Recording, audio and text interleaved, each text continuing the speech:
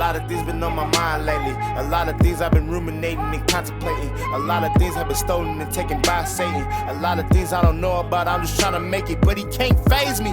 Forget the 10, my Lord God made me. I ain't talking Mike Gill, word to the underground. Yeah, we making noise, and if you didn't know about us, yeah, we them boys. We be spitting smoke. All right, and welcome to the Heavy Revy Show. I am the host and founder, Josue Ibarra, and I am so happy for today's segment, Thursday Book Thoughts, because we're going to talk about one of my favorite books, The Motive by Patrick Lencioni. Now, I'm going to offend you, so hear it real quick. I believe Patrick Lencioni books are better than John Maxwell books. There, I said it.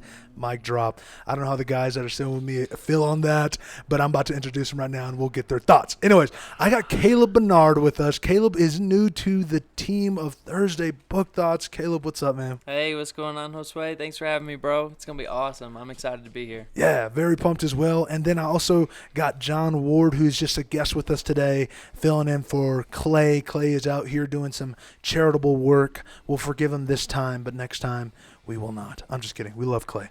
But anyways, John, thanks for coming on board, man. Sway, thanks for having me. It's good to be a nice utility guy.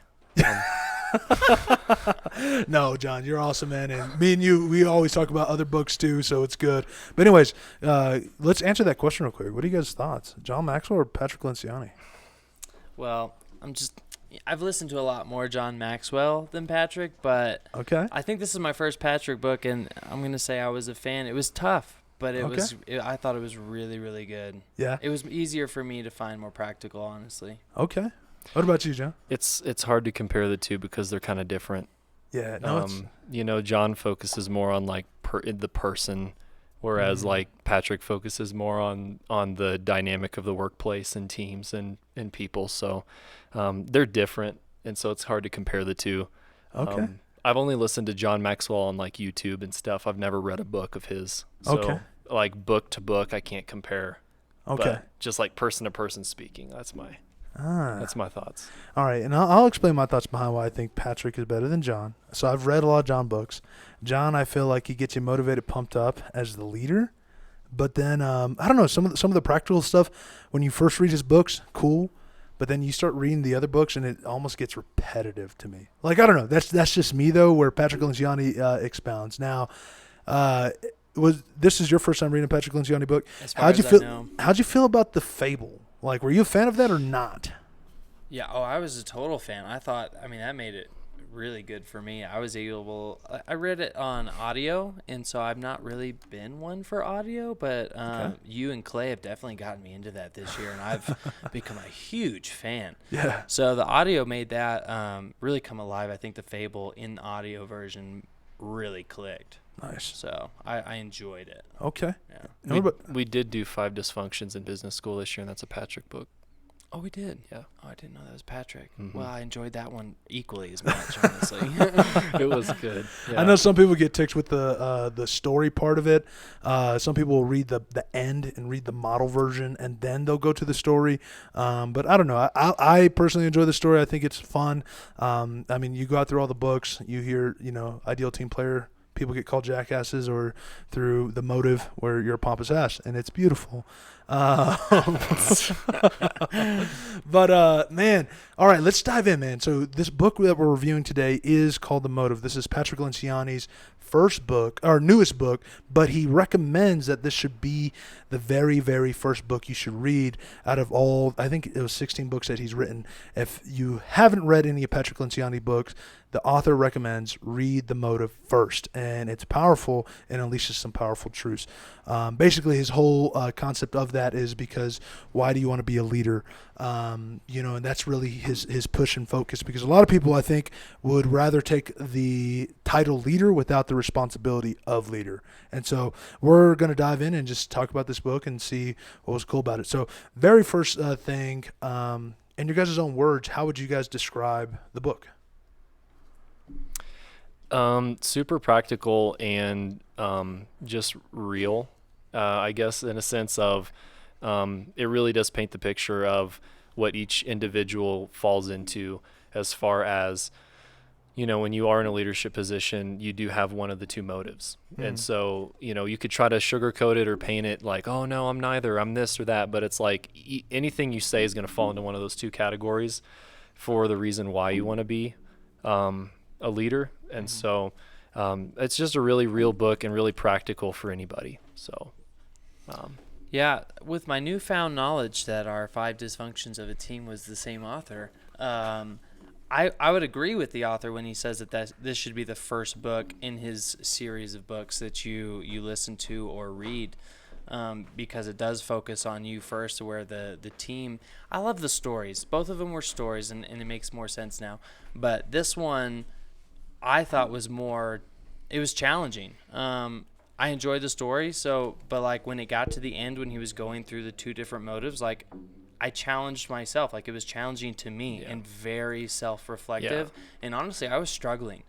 I was really, really struggling because I identified like falling into that first motive of like, why do you want to be a leader? Is it like, well, I can't remember exactly what he said. It was like a rewards-based leadership versus servant-type leadership or whatever. And I'm like, all the characteristics that he was talking about with rewards-based leadership, I'm like, crap, you're telling me if I'm thinking this way, then I should change the way I'm thinking about leadership. And I'm like, golly, that's tough to hear, but also like I really don't want to be that way because I definitely recognize the 2 differences. Yeah, William Alcott's my man. Wow. Who's that? Liam? William Alcott is my boy. Who's that? Dude, he's the good guy in the Fable. Liam? Is that his name? William Alcott's the British dude. Oh, and he's the pompous. Or is it? I thought it was Liam. I was going to say it's Liam because I was thinking of Liam Neeson. It is Liam. Okay, I would always think of that. It's Liam. What did I say? Alcott and Shay. Yeah, Shay. And then Chris was there. No, not Chris. Never mind. I'm thinking of work. I'm sorry. Give me a sec. Chris Shay. Amanda, was that the lady? His wife? No, the consultant. Oh, Amy. It was Amy from Lighthouse. Yeah. What's cool about this too? She was great. Patrick Lencioni actually, he'll write a book and use names of people that he actually knows. And so like, oh snap! One day I want to be like him, and so just watch out. I might have a Caleb in my story and a John. Name drop. We'll see. But man, no, like it's so true, Caleb. Like I got challenged too, just going through it, man, because there's. And Patrick said this in an interview about this book, and he was just talking about how, you can start off with the right motive, but you always got to keep yourself in check because eventually, if you're not intentional about it, you can slip off and get more reward-based. And to elaborate for those listening, so he was talking about like, servant leadership, which he believes shouldn't even be a word, that leadership should just be, that's what we should think of when we say leadership. It's servanthood. But when a lot of times people want to promote, they generally want to promote so I don't have to do A, I don't have to do B, C, and D. I can just give that and delegate that away. Where for him, he talks about there's 5 different things, and he's saying these aren't, obviously the CEOs or leaders, they'll always have other things that they have to do too, but these 5 things are the most 5 common things that people avoid or people want to delegate when they move into this place of leadership. And so the very first thing he talks about is actually developing the leadership team. Now, John, you work at Andrew White Ministries, working at good old phone center, and man, you have a lot of teams under you. Now, what's cool about your position, you're not only a leader of teams, but you're a leader of leaders who run teams. And so for you, how important do you think or feel this position of developing the leadership team is based on what he was talking about? It's extremely important just because, you have people entrusted to your care. And anytime you have people entrusted to your care, to an extent, you are responsible for, their development and their growth. And obviously, you have to, grow yourself as an individual. Yeah. You can't do everything for everybody, but when you're put over people who are over people, I think it just raises the responsibility level to ensure that you're doing what you can to, pour into them and to ensure their success. And I actually tell my team leads this all the time, that the fun part about my job is doing what I can to equip them for success. That's the most fun part about the job. Wow. And so, but no, it's been a challenge for me as well. When I was still a minister, I had the rewards centered mindset. Wow. Hardcore. Like I was just like, all I'm looking for is promotion. Like that's all I want, Yeah. to whereas now, I think everybody still desires promotion, I think that's an innate desire of everybody, but more now than ever, it's like seeing others succeed now is my joy. Wow. But having that mindset of what the book talks about is huge, Yeah. painting the two pictures. No, it's so good, man. Anything you want to add on that, Caleb, of just, developing the leadership team that, maybe over or something like that? Yeah, well, I have not been exactly in that kind of position at all throughout my career. I've kind of come up through the accounting ranks in different companies and organizations, and currently I'm in that place with Andrew Mac Ministries. So I'm more under those kind of people than having my own teams to lead, but I do aspire to, in my own personal businesses on the side, and as I grow, to grow a real company that has quite a few employees. So I'm just trying to learn that stuff and like really learn the mindsets behind that now, so I can, kind of quit all this selfishness is really what it is. Like, trying to get myself to that level to where I can just like have everybody else do all the work. Yeah. But one of the things that really got me in this book that got me to think differently that way is I think Amy or Liam, somebody was talking to Shay about it in the book of like, if your meetings suck, like it's your fault. And like the people, like again, a leader leading leaders of people. So like they're going to go have meetings with their people and they're going to suck because their meetings with you suck. You know what I mean? And so it's like, but if your meetings are good and you're trying to really grow them and like have great productive meetings and really like give and pour into them, then they're going to turn around and try and emanate that in their meetings. And I was like, okay, I can see how how that leader sets the standard in that way. Wow. And so that was like, I really want to be that kind of person whenever I'm in that position. No, it goes so true, man. Like, so I'm not in phone center anymore, so I can maybe drop some. No, I'm just kidding. I'm not dropping any bomb. You can do whatever you want. I'm not going to tell anybody. Okay, thanks, John. No, but honestly, like I remember in the meetings I would run too, there was a point where I just got kind of lackadaisical about it, and I realized too that wasn't healthy in the sense of, again, it's just painting a picture in the people that you're leading and running, and so it's like, hey, if Josue does that, then I guess it's okay for me to do that. But then when I got a good kick in the pants, which is I've had a couple kicks in the pants, which is very healthy. How it's changed my perspective. And I remember one team lead came up to me. Me and John, we were co-workers for a little while, man. Awesome, fun times.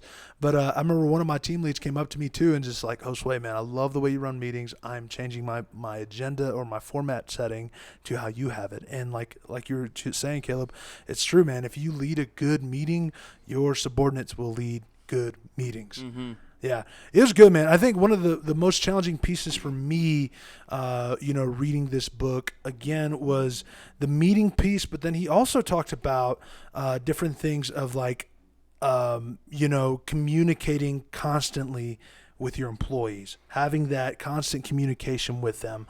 I believe it's Patrick Lencioni. I don't know what leader said this, but he said if your employees or direct reports aren't making fun of what you're saying, you're not saying it enough.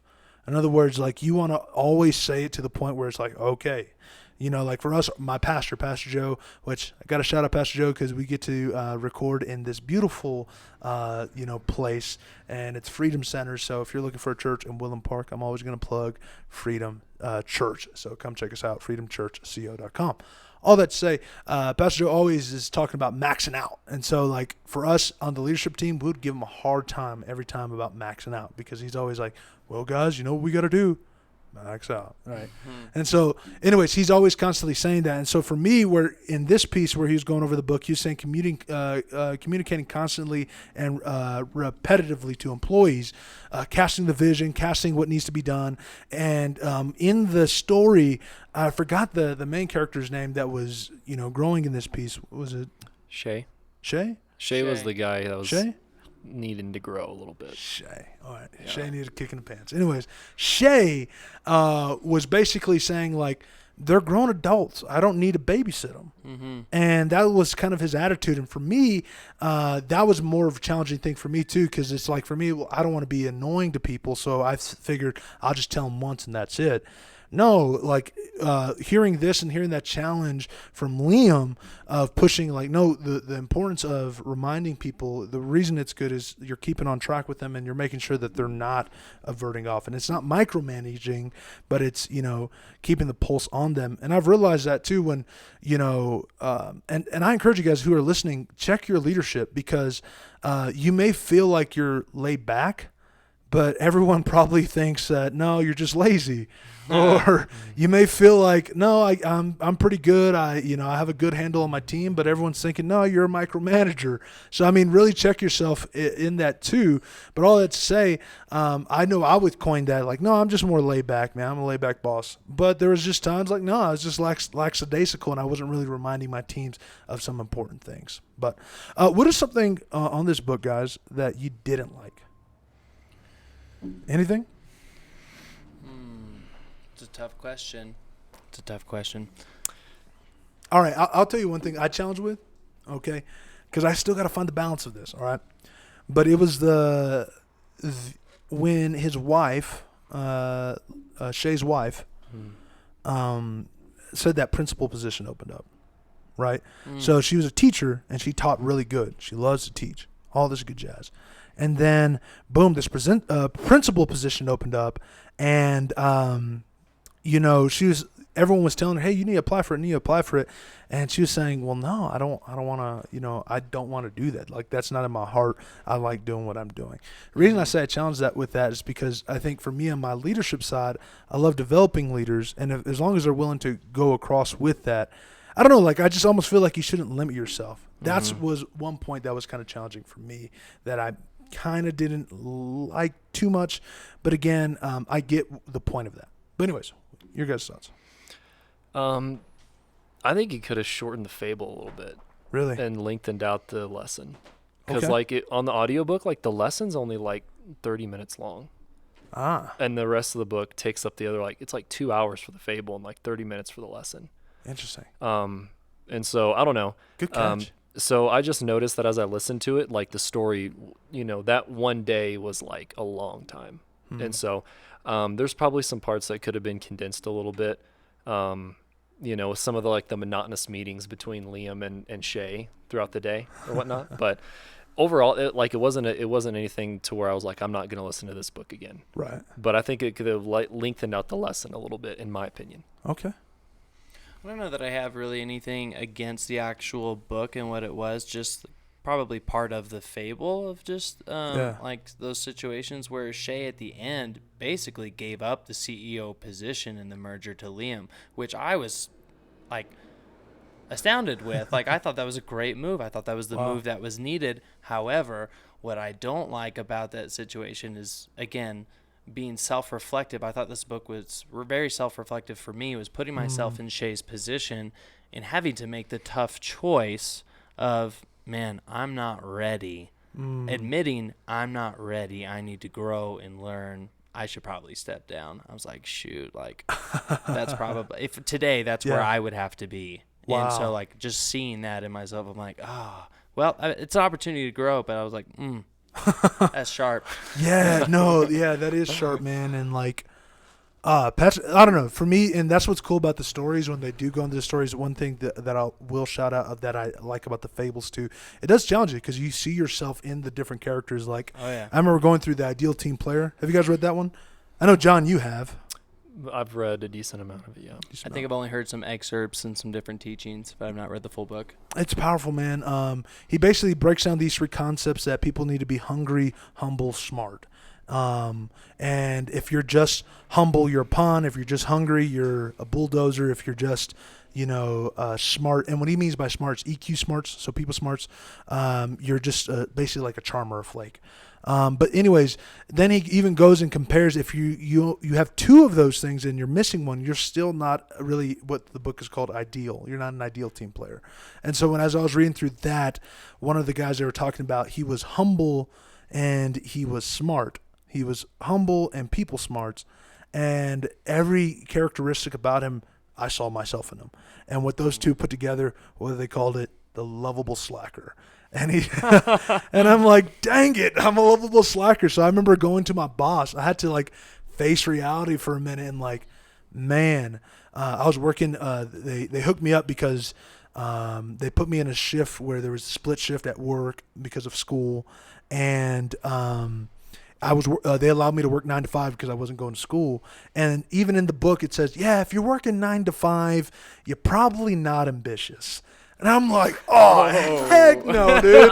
That like stirred me up, man. And I'm like, all right. And then like even there it said like, because they were debating about this person. They're like, is he ambitious or not? And they're saying, well, he's ambitious when it comes to golfing. He's ambitious when it comes to some other, outside work that he was doing. But when it comes to the job at hand, not ambitious. And then again, that slapped me in the face because it's like, all right.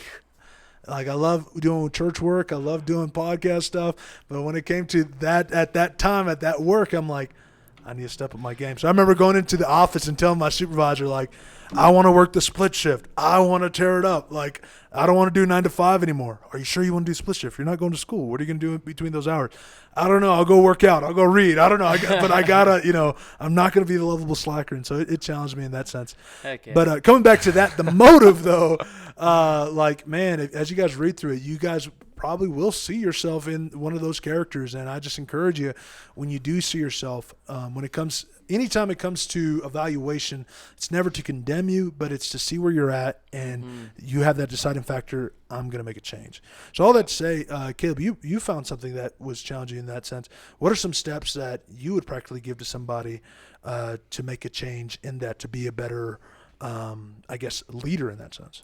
Yeah, well, we've gone through this fantastic book called Change Mastery by Billy Epperhart, and it talks about several different kinds of change, but one of them is proactive change. And so change is the one thing that's actually constant, which is kind of like a funny thing to think about. But like change in your life is constant, and so about one area of change you can control more of is the proactive change. And so that kind of comes with knowledge and wisdom and stuff. And so this revelation, I guess, from this book is like, okay, I noticed some things that I really need to start proactively going after. I kind of identify with a little bit of a lovable slacker as well. Like, probably need to, because I have kind of a lot of freedom at work. Yeah. I report directly to some high level people, and there's nobody else, and he works in Georgia most of the time. So I kind of have a little bit of free roam. There's some responsibilities, but yeah, the same thing that you were saying, just kind of go to them and just kind of setting standards for myself, setting goals for myself, being self-accountable in where do I really want to be? Wow. Just kind of identifying who do I want to be, where do I want to go, and how do I get there?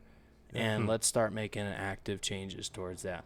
Wow. And I've been doing that on some different other levels in my life. So I think it's all kind of coming together, which has been really, really fun and such a cool journey to go through. But I would just proactive change, kind of identifying those things, grab it by the head and move forward with it. I dig that, man. Yeah. That's what we call here a heavy revy. You just heavy revy. Just dropped it on us, man. You anything you want to throw in there, John? Well, first of all, work the 4 a.m. shift and you'll be ambitious. I'll just drop that. You're what do they call the bulldozer? No, not bulldozer. Oh, gosh. You're the accidental mess maker. You're very humble and you're very driven. No, I'm just kidding. Oh man, John is the ideal team player, guys. I promise. If you look up that word in the dictionary, you're gonna see a face of John. No, I don't know about that. But one thing I will say about this is that you never coast uphill, and so with that being said, as a leader, you have to be like Caleb said, you have to be proactive to do the things that aren't comfortable in order to help the people around you get better. And so like you were talking about, like, oh, I'm just laid back, and you very well may be, but all the more reason why you have to be, ambitious and go get it. Because if you are just, chilling and laid back, it's going to be super easy for you to just fall into that pattern of not even, caring as much as you should, and then your people are going to suffer. And so I think that's one thing that John Maxwell, said that I took away, is that, like, you don't coast uphill. As soon as you stop moving, and if you're heading uphill, as soon as you stop moving, stop being proactive, you will start sliding backwards. So for any, like he gave the illustration of like, you hit it and you grind it for 3 or 4 days straight, and you're just doing what you can and you're working it.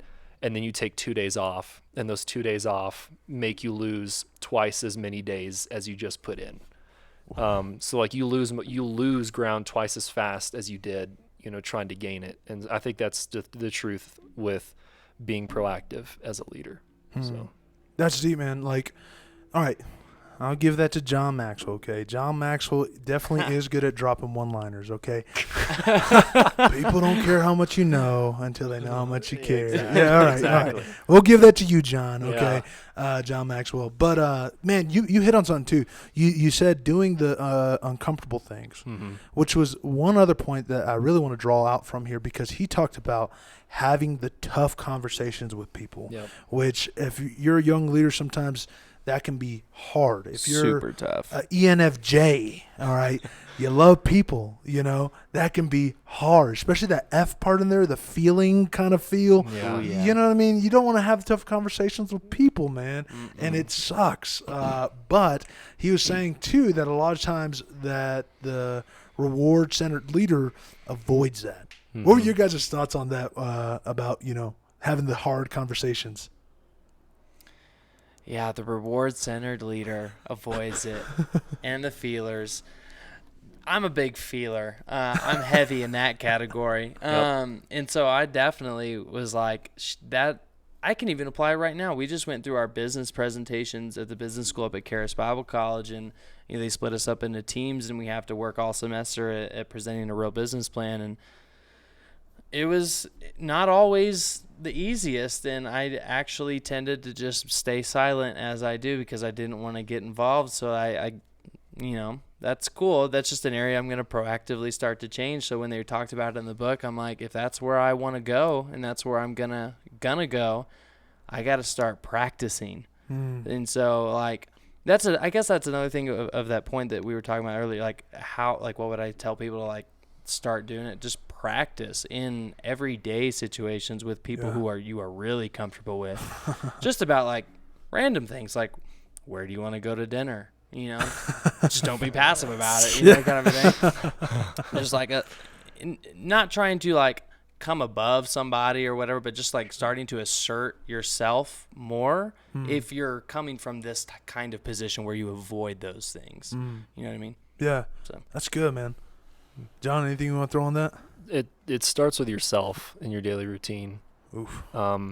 If you're somebody who doesn't do something just because, it'll throw you out of your routine, or it's uncomfortable, like, man, I don't want to do that. If you find that in your daily routine, good luck trying to do something like that with people. But no, I think it is. And that's one thing that I had to grow in at the phone center is the aspect of discipline.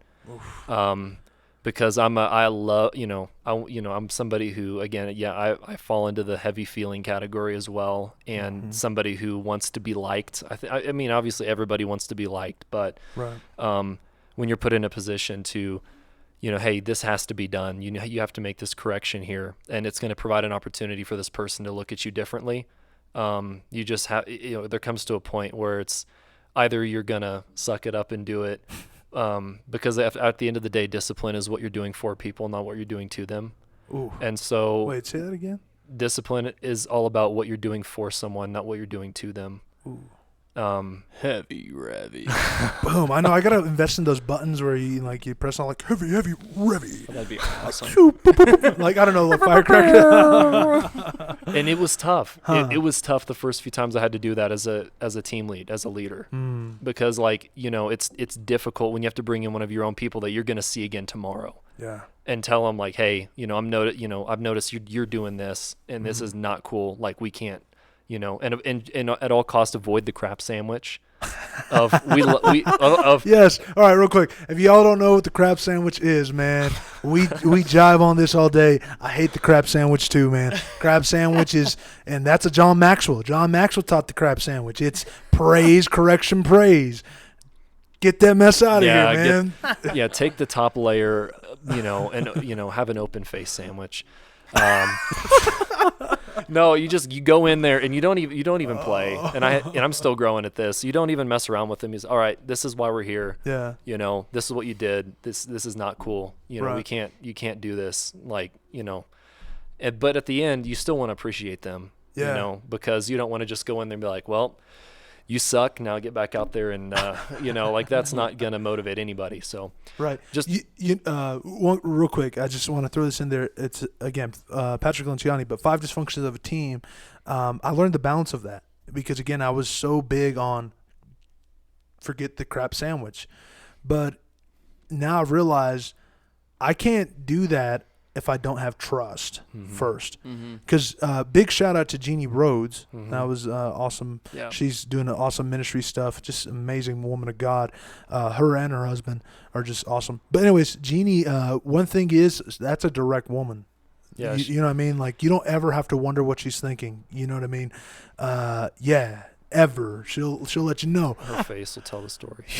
Yeah, a bunch of babies. We can't. I'm not saying that. I'm just saying a bunch of babies. We can't I'm direct not, quote that. Yeah, I'm not direct quoting that. That's why I just left that. Anyways, all that to say, I remember she shared so much love and appreciation to me that she can tell me anything and I'll take it. You know what I mean? Where I've had other leaders who didn't build trust or anything like that and would try to rip me a new one. And honestly, big part, it's on my fault because again, for us, we need to be always in that place of just humility. Okay, you know what can I learn from this? Even though you're really, you're jiving at me. How can I do better? But anyways, she built trust. All that to say, like if you build trust with somebody, you can just immediately just tell them, hey, here's the issue. But if you're something new to this, I encourage you to check out episode 51, Tuesday How to Have a Hard Conversation, or also read the book Crucial Conversations as well. Ooh, amen. Because that has helped me with this side of not being so afraid of having the tough conversation or the hard conversation. But go ahead. Yeah. No, it just, and obviously, I haven't by no means arrived. I'm still, any time that, you have to have a difficult conversation, there's the, just the clawing at my soul of my inner feeler, of just like, I don't want to do this. But do I care more about myself in this moment than I do their growth? And I think that's what it comes down to. In that moment, if I'm worried more about how I feel going into that meeting, that shows me that I'm caring more about how I am than how their future, because it's all about seeing other people access your momentum and going farther than you are. And so when you're worried about that, it is selfishness, and it's just showing that I care more about how I'm feeling now than how they are as a leader. So, and the health for them. So. Where's that button? Heavy Revy. No, that's so good, man. All right. Last thing I want to throw at you guys, because we're coming to a close. How would you guys rate this book? So generally, if you guys are normally used to listening to this, Clay, Carl, and myself will rate the book 1 through 5. 1 being it was kind of whack. 5 being super, super gold. So 1 through 5, how would you rate this book and why? I think I'd give it I kind of, when I rate things, I give it a range. Okay. All right. So I'm a good 3.7 to 4.2. Ooh. It was a little short, which is honestly, it's accessible, so that's really great. Yeah. But I'm with John. I could go a little bit further on the teaching side. I'm good with the fable, but the teaching at the end, I really was like wanting some more. But as far as everything else goes, like really, really solid. Again, it made me have to put myself in that situation and really reflect on where I am right now and where I want to be and how do I get there. And so that's just like a lot of work for me and how I deal with myself and just inner workings and stuff like that. So I thought it was phenomenal. Like, I didn't know that I'd already listened to this guy. So, but I really am a fan. Yeah. Because that team player book was also storylined, and that made it incredibly easy for me because I learn by example and then I go do. Yeah. And so the stories is like, oh, somebody's already done it. So I can see how it played out, even though it's fictional. it helps me a ton. So I'd give it a solid 3.7 to 4.2. Okay, 3.7 to 4.2. First thing, I'm gonna make another beef with the book here that I just thought of. So whoever the guy that did the audio book, Jim Frangione or whatever his name is, so he started off with a decent British accent, but it started getting bad. It started going. So I'm just gonna be. So if you listen, he got lazy, dude. he got super lazy, and if you listen to it, it's decent at the beginning, but then by the end of it, he's an American. It's just I think he was guessing the whole time. I think he really was. The first time you brought Liam's character up, he was kind of like, he was. Should I do it like this, or maybe kind of like, and then he just kind of ended up talking. Yeah, no. At the beginning, know where he was going. At the beginning of the book, he was like, "I'm Liam Alcott," and then by the end of it, he's like, "Yeah, Shay, you gotta really, And so it's just, so if you just paid attention, but no, it was. I'd rate it a 4.5. Okay. I really would. I'd highly recommend it if I was gonna if you're looking to advance in any organization or even ministry, and you're looking to get in leadership, it's like read this right now, and then give me feedback on it, of what you learned, because I think it's a highly recommended book. I agree with Patrick. I haven't read or listened to all of his books, but I can see why he would say that's the first one you need to. Yeah, I agree go with for that. It. Yeah, that's 100%. I think that's why for me, I would rate it. Like I'm wrestling because part of me, I asked myself this as I was prepping, like, would I have liked the book if I haven't read any of his other books? Because I think that's where we can all agree. Like the teaching side of it was really short, but I get it because I've read Death by Meeting, so I understand when he's talking about meetings, how you make it more lively, because he goes into depths of detail into that position.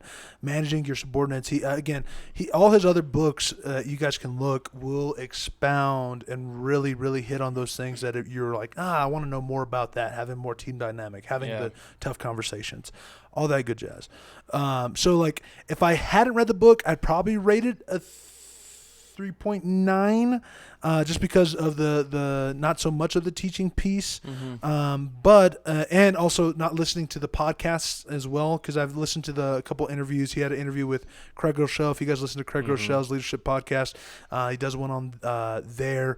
There's a couple others too. I'm forgetting the name of those podcasters. But anyways, if I hadn't listened to the podcast and I hadn't read any of his other books, I'd probably rate it like a 3.9, 3.8.